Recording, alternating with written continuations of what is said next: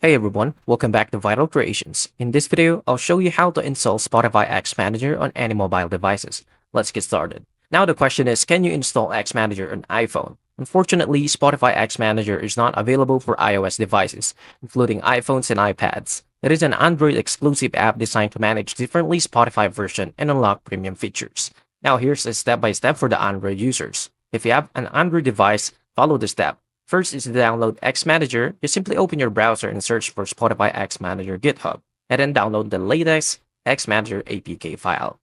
Now, install and open XManager. Locate the downloaded APK and install it. Open XManager and select your preferred Spotify version. Log into your Spotify account, and once installed, open Spotify and log in as it's usual. There's also an alternative for iPhone users. Since XManager doesn't work on iOS, here are some legal alternatives. Spotify Premium, the safest way to enjoy ad-free music, high-quality streaming and offline downloads. Burner Spotify Music Converter, which allows you to download and convert Spotify songs for offline use. For iPhone users, the official Spotify Premium subscription is safest and most reliable option. I really hope this helped. If it did, please like and subscribe and I'll see you into the next one. Thank you for watching.